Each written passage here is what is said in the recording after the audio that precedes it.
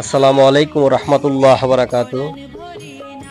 আমার জারা ঘাস এর আগে অনেকজন প্রশ্ন করেছিলেন যে আমার জারা ঘাসগুলা কিভাবে এত দ্রুত বর্ধনশীল হয়। আমি মূলত হচ্ছে সবসময় আপনার ওই জৈব সার, যা কেঁচু কম্পোস্ট, যেটা আমি নিজে তৈরি করি, গোবর সার, সেটাই ব্যবহার করে থাকি। কিন্তু আজকে একটু ভিন্নভাবেই, মানে ইউরিয়া সারের সাথে একটা ভিটামিন দিচ্ছি, এটা হচ্ছে থ্রিবিট।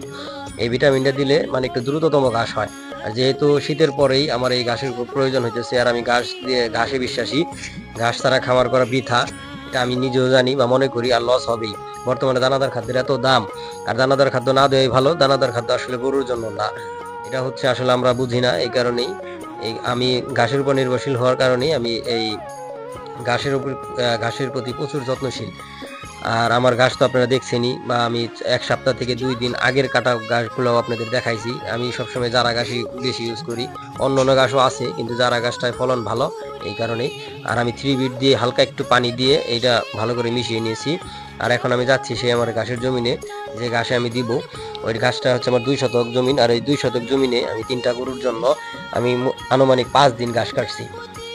আলহামদুলিল্লাহ ভালো ঘাসের ফলন পাইছি। আর আমি ঘাসের জমিনে যাইতেছি, আপনারা দেখেন।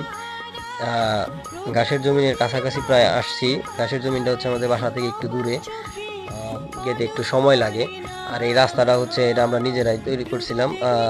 এই রাস্তাটা চলাচলের জন্য, তখন এই দিক দিয়ে রাস্তা ছিল না।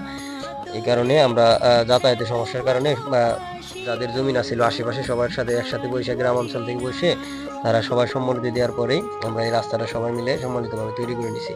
এখন আমি যাইতেছি। আর বাসা থেকে রাস্তা, ঘাসের জমিনে যাওয়ার মতো কোনো রাস্তা নাই, অন্যের জমিনের উপরে যাইতে হয়। মানুষ নানা কথা বলে, এটা হচ্ছে গ্রামে থাকলে তারা বুঝতেন আসলে। একটুর জন্য, গ্রাম অঞ্চলে একটু জমিনের জন্য মানুষ কেমন করে, বা জমিন নিয়ে ঝগড়া লাগে না, জমিনের যে আইল থাকে, এটা হয়তো বা আইলটা বুঝবেন যারা গ্রামে থাকেন, আইল বা বাদ থাকে, সেটা হচ্ছে নিয়ে ঝগড়া লাগে।